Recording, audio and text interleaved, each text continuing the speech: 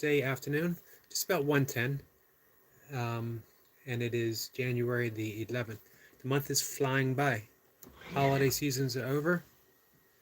The gyms are probably clearing out from all of the New Year's resolution people. Have given up for the year, sadly, and it is sad. Um, People start with the best intention. It's not easy. It never is. Um, there should be a way to make it easy, and I think there is, depending on your goal. And that might be an issue right there. Most people don't have clear cut goals of what they'd like to achieve. Um, they say fitness. I want to get in shape. What does that even mean? Get in shape for what? I think if you boil it all down, people want to feel better.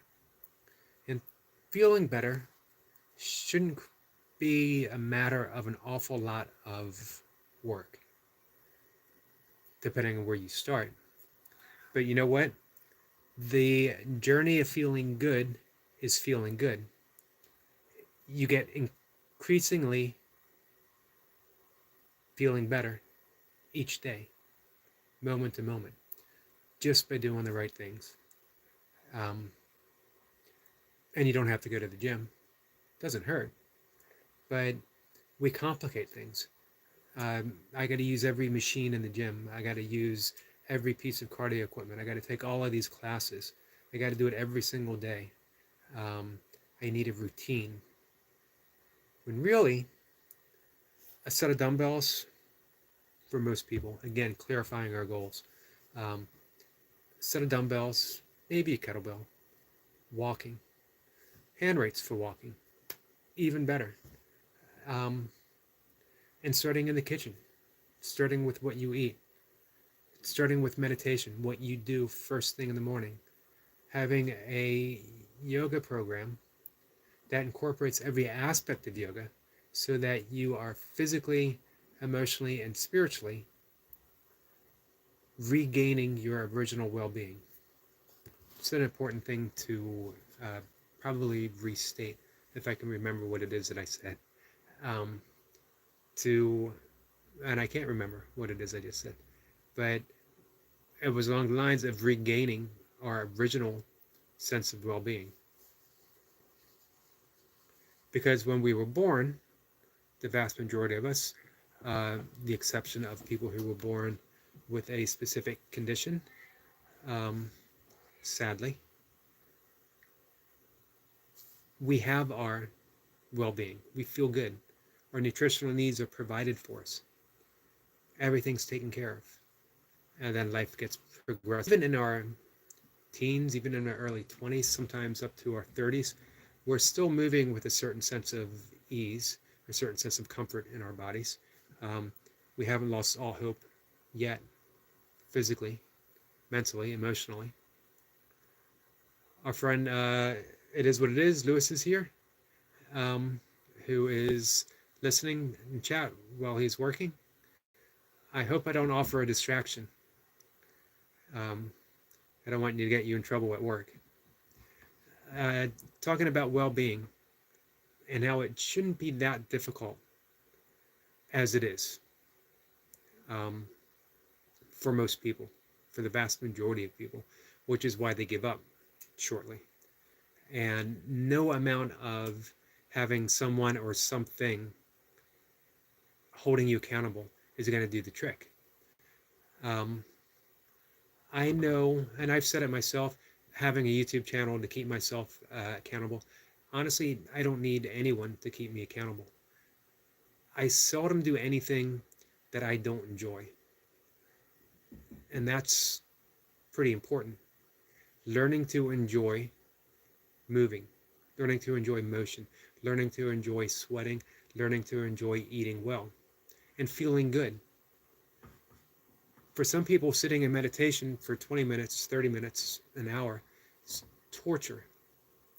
And I was one of them at one time when I first started, but I fell in love quickly with meditation. Not just for the results that manifested in my life, but the sitting itself. The same with yoga.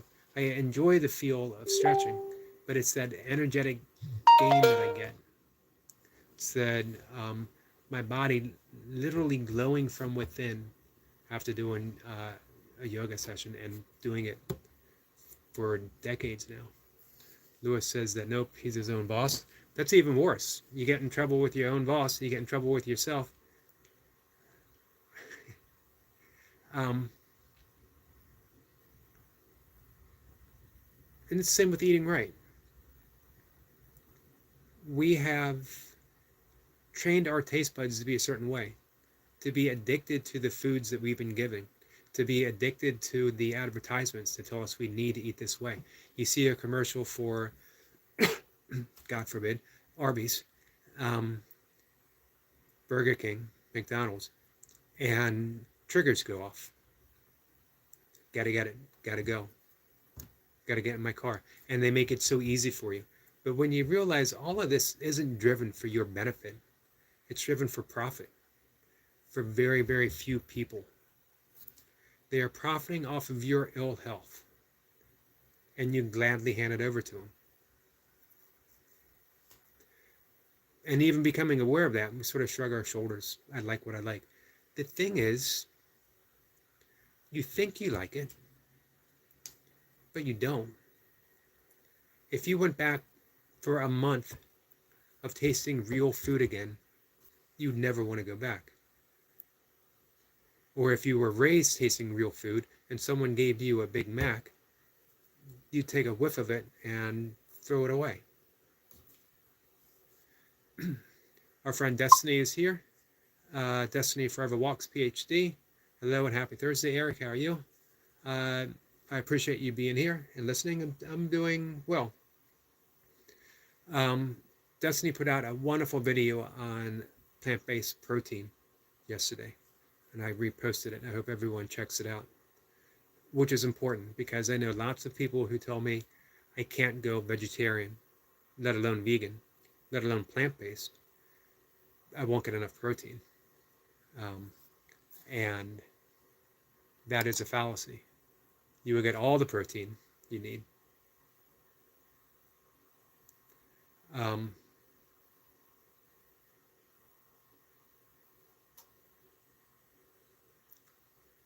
So I'm looking at my computer screen because has anybody ever used Fiverr before? I did when I was setting up my blog with mixed results, mixed feelings. I got my blog monetized. I'm not sure it was worth it. I'm talking to someone now about the possibility of getting my YouTube channel monetized. And this person says that basically tells me what I already know, that I need more subscriptions and a lot of views to convert into watch hour requirements, because the more views you get, the more accounting of the watch hours, which makes sense. I sort of already knew that. The question is, how do you do it? And the answer is always CEO and a bunch of technical stuff that I don't understand, nor do I think I want to understand. What I was hoping for was things just catching on, you know? You put out some stuff, people listen, they like it, hopefully. If you're talking about some quality stuff, and your channel grows. It seems that the world is not as simple as I would like it to be, which is unsurprising at all, as I prefer my world to be very simple. So, I'm debating. This person has told me that, and here I am putting on YouTube, that she can help. And I'm debating if it's worth paying someone to help me. I'm always happy to support and pay someone to help. But again, with the case of my blog, it just didn't really seem worth it. However, I thought I'd ask you guys for some feedback and see what you think. If it's worth it, should I bother with it? Should I just keep the faith and keep moving the way I am? I could say things have been slow, but and honestly, I don't know that they have because I have no comparison. Um, I know you don't start out with 1,000 views and or 1,000 subscribers and what 4,000 public views right off the bat. You work for it, and for me, working for it means that I keep putting stuff out. I keep showing up every day, and I keep talking. I hope that something I write and then use on a YouTube short captures people's imagination. One or two times it has, and I've gained a couple thousand views on a couple shorts. I know that's not tremendous for most people, but hey, I take what I can get. Sometimes people say, don't set low expectations because that's what you get. I think it was Richard Bach who said, argue for your limitations and they're yours. And I quoted a little while back Buckminster Fuller about daring to be naive in the things that we dream for to bring about this great change. But I do wonder what's possible for just a guy looking at a camera, sometimes doing burpees, sometimes going on and on about stuff. What's possible for that, and I don't need a whole lot, just enough. So that's my thought on that. Let's get back to wellness and well-being.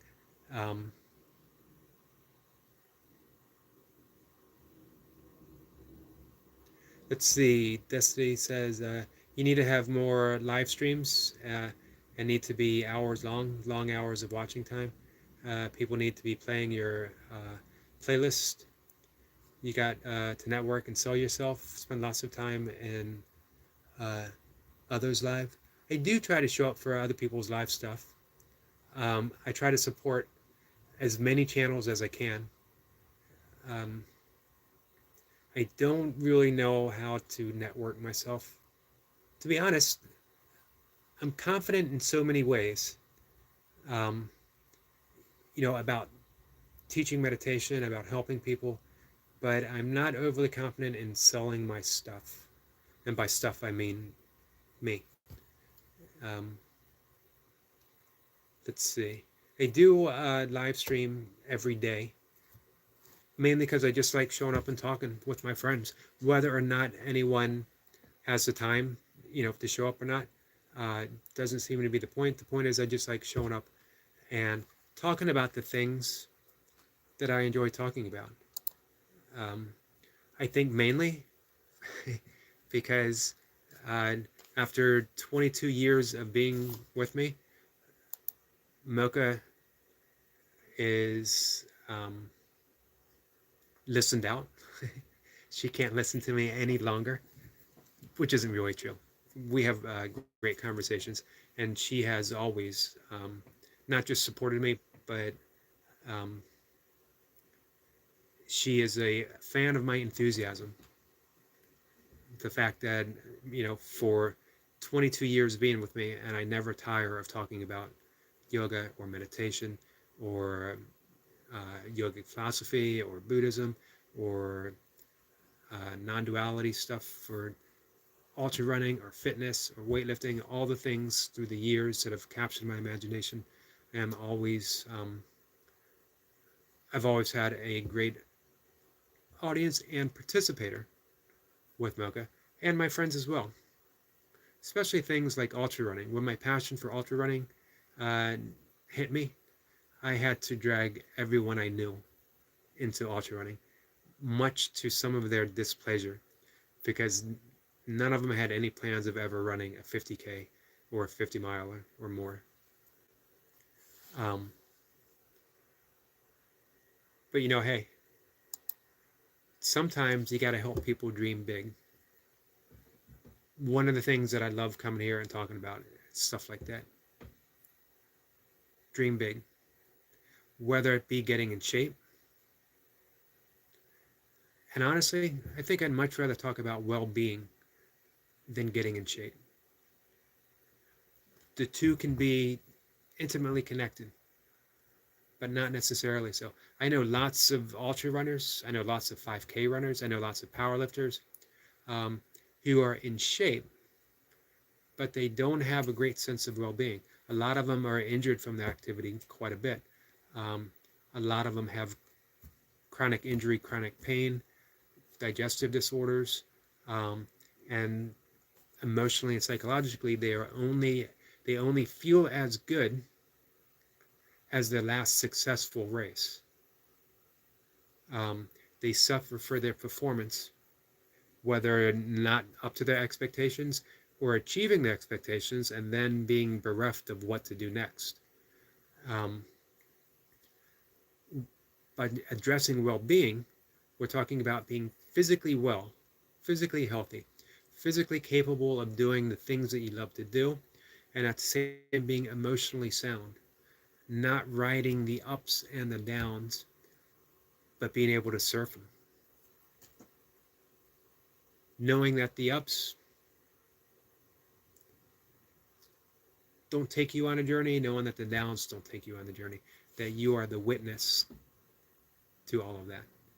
You are the source of awareness that beholds the ups and beholds the downs, but inside, where it counts, where it matters, you are the ever-present stillness, the ever-present silence that simply allows and allows and allows and allows. As Abraham Maslow, one of the fathers of modern psychology, who put out the hierarchy of needs, talked about self-actualized people, that the self-actualized person is independent of the good opinion of others, and I would add being independent of the good opinion of their own selves, meaning that they don't necessarily believe all of the stuff that goes on in the mind. They don't necessarily believe every one of their thoughts.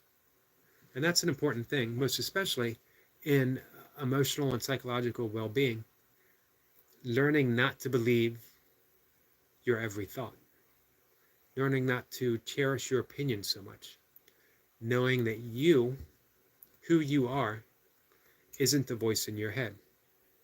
That's just a voice in your head. That's just your thoughts. You don't originate the thoughts. Thoughts are just electrical currents that go on in the mind, synapses of the brain. You are the witness to the thought, the witness.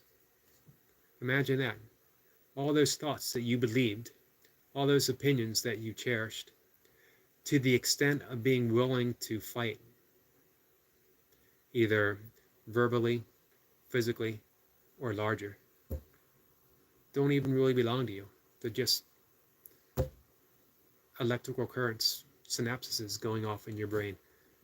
And because they happen in your brain, you think that you're the originator of them. But when you really, really consider it, do you even choose the thoughts that you have? Some, but can you predict your next thought? Can you keep from having the next thought? And if you said, yes, I can, well, then you sort of just prove that you maybe can.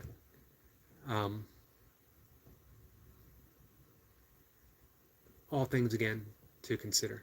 When you make that shift to being the witness of the thought, to knowing yourself as pure awareness, life gets infinitely easier because you're able to let yourself off the hook. You can smile at yourself.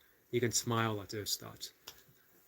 That you're not as neurotic, you're not as crazy as you think you are. And that's key right there. That's part of well-being. It's the most important lesson you learn when you sit down and meditate. And a lot of people say, I can't meditate. I tried. I have all these crazy thoughts. My mind just races. That's what the mind does. But imagine what you just said. You notice those thoughts. If you notice those thoughts, you just proved that you are not those thoughts. You're the one that notices. And with that said, you've gained an immense amount of emotional freedom. Because now you don't even have to pay attention to your thoughts. You know they're just happening all the time. And every once in a while, you have a great one. A burst of inspiration. And when you do, pluck it out. Use it. Put it in your life. Those are the important ones. 99% of the thoughts are the same ones that we had yesterday and the day before, and we're going to have them tomorrow.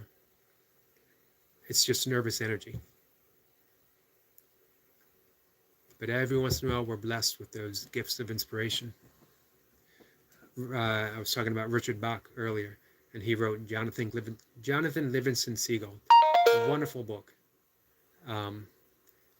And he was walking in a canal one day, and he heard a voice that said, Jonathan Livingston Seagull. He had no idea what that meant. Why would he even think such a thing? And it played in his head, and he kept thinking, why did I think that? Why did I think that?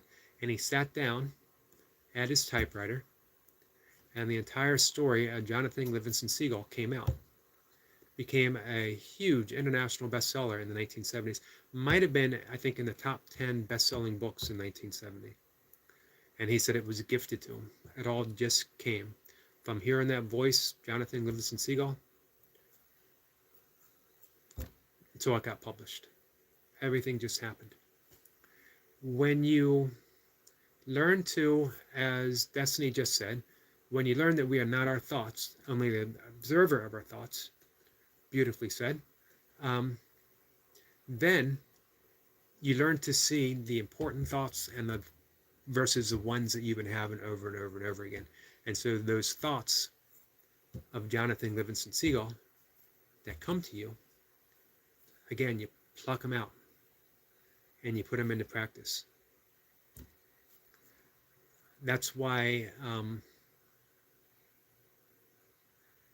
Emerson said, the ancestor to every action is a thought. And I would actually clarify that, not to second guess Emerson, but the ancestor to every action is an inspired thought. Because if we acted on every thought, where would it get us? We'd be running in circles. So, well-being has to incorporate all of this. Meditation, breath work, yoga, physical fitness, emotional fitness, psychological fitness, spiritual fitness. We can sort of say, I listed all of those things. It's really all one thing. When you take care of one, everything starts falling into place, or everything should start falling into place, as long as you do it based upon the knowing that there's no separation in any of this. That just because you're physically fit doesn't mean that you have a sense of well-being.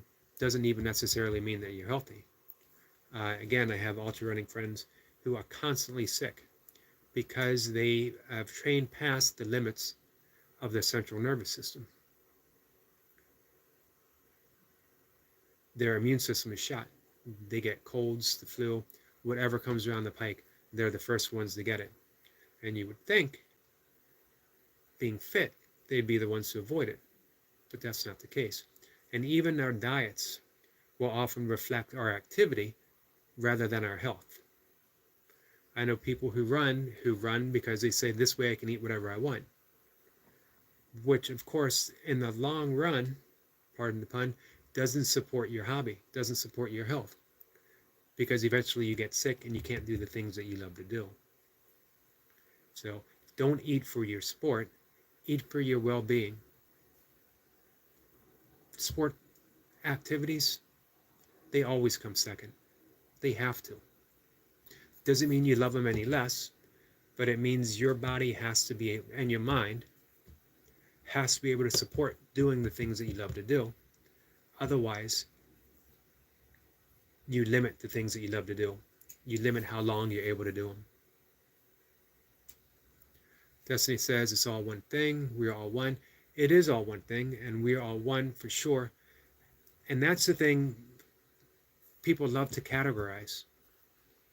Fitness, health, well-being, my spiritual life, my emotional life, my work life, my home life. It's just life. All of it. It's just life. When you refuse to separate it, and in truth, none of it is really separate. Because if you neglect your emotional health, then you end up losing time at work. You end up losing quality time with your family. And you see that every one thing is connected to the very next thing. Lewis says we diet for health, we don't diet for taste. I agree with that. And when you really commit to a diet for health, you start enjoying the taste of the things that are good for you. It's no longer a punishment to eat healthy. You no longer, I don't reward myself with something unhealthy for eating well. What would be the point of that? I don't reward myself for going out and doing a run or doing a set of burpees with eating something that isn't good for me. If I kept doing that, how long would I be able to do the things that I enjoy doing, especially at this point in my life when, let's face it, I'm not a young person. I'm not saying I'm old, but I'm not a young person, that's for sure. I get away less with mistakes now than I used to. I'm also less inclined to make those mistakes.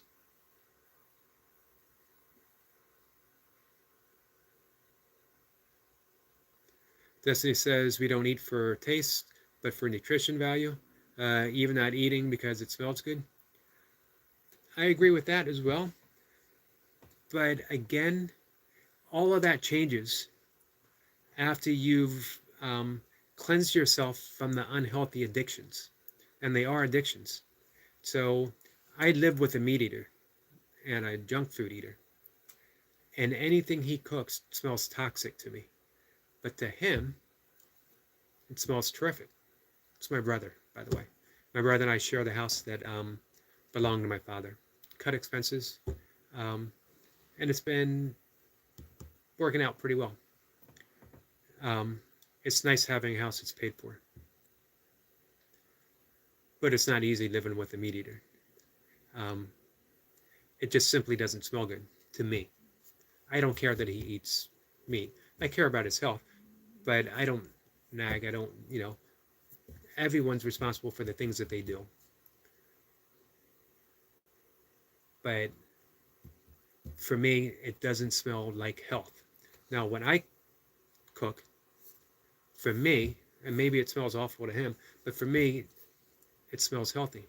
It tastes healthy. It tastes good because the flavor of the natural food itself is all I need. I don't need to heavily salt stuff. I don't need to heavily spice stuff. I do use spices for the health benefit, and they do add to the taste as well, particularly turmeric. Very good for the joints, very good for fighting inflammation. Let's see. Lewis says, yes, I'm living proof that bad food isn't good for you. But you know what? You're making that switch. And I'm curious next year if you're going to do the same path that you've done for the past few years. If maybe you might think it's easier, because it does, as you get older, and you got some while before this is going to happen, it gets harder to bounce back. I think some people benefit more from what might be a cheat day. Um, and honestly, the healthier you eat and the longer you do it, the less inclined you are to have a cheat day. Because why would you? Especially when you, like with Mocha, she can veganize almost anything. So for her, the things that might be viewed as a cheat food are actually pretty healthy for you. So let's see. Lewis says, I don't think I will, Eric. I'm 40 now, and this will be my 8th year doing this diet. It's hard. Um, yeah, I would imagine it would be.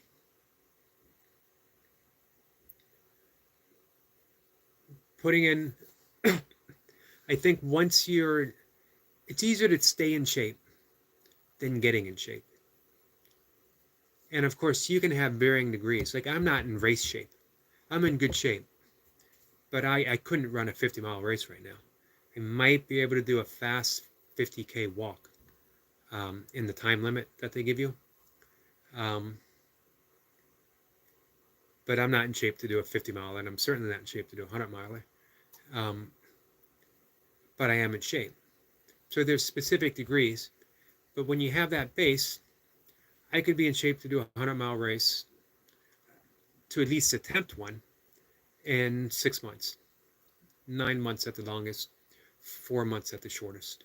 So I'd average about 6 months, I'd say. I could probably put on, well, being older, maybe not. I was going to say 20 pounds of muscle. I could probably put on 20 pounds of muscle in a year, changing my diet, still staying vegan, changing my diet, changing how I work out. A lot of that would be muscle memory because I was bigger and muscles respond quicker, regaining size than gaining it to begin with.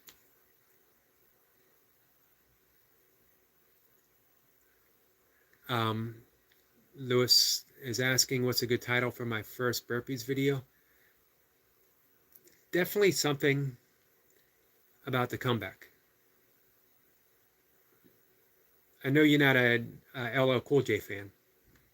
I was going to say, don't call it a comeback. Or go ahead, call it a comeback. It certainly is a comeback. And, in a bigger way than last year. Last year was a comeback from your self-imposed layoff. This year, it's a comeback from the layoff as well as from your injury. So you definitely got to have something that's going to capture everyone's attention, as well as inspiring people.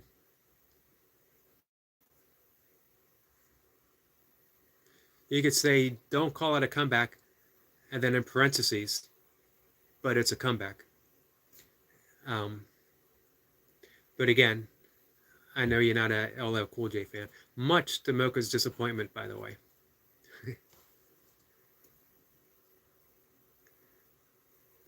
I don't know enough hip hop in general, LL Cool J specifically. I can't say I'm a fan, not a fan. What I've heard, I've enjoyed. You know what? Lewis says that's his goal, to inspire the beginners. You're going to inspire a lot of people. I think your channel is going to blow up this upcoming season. Because again, you're not just going to inspire the beginners, but anyone who's struggling right now. It's like Hulk's channel, showing up day after day, putting in the reps, putting in the work. Inspiring. Love seeing that stuff. And every once in a while, he'll get some haters on there, and he's unfazed, just does the reps. So, all right, guys. I think we're going to call it a day here. Lewis, I'm going to give some thought to a title. Let me know what you come up with. But definitely something, I think, comeback-wise.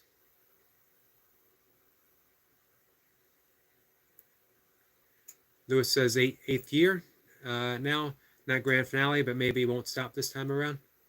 Oh, and you got a race coming up this summer too, right?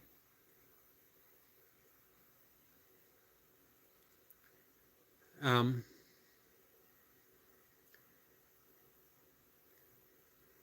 yep, I'd love to see you keep going. You could always shift focus.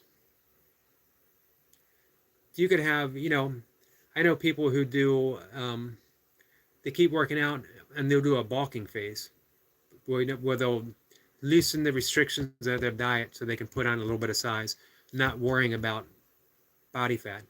I believe Lee Hazard has done that a couple times. And then in the burpee season, you tighten up the diet, see how that works. The thing is, unlimited possibilities now, what you're going to be able to do. Um, like I said, I just see big things.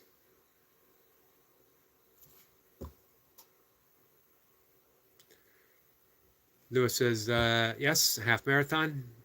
Looking forward to the training for that. That's always an interest to me. And then I'm looking forward to being able to talk you and your wife into doing a 50K after you do your half marathon. Let her know, by the way. She's on my list of people to convince to do a 50K in 2024. Destiny says, thanks, Eric and Lewis. I love our talks and our amazing fellowship time together. I do as well.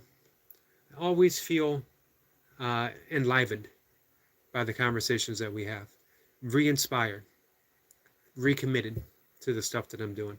It makes me think in terms of possibilities. And anytime you're thinking in terms of possibilities, the world opens up.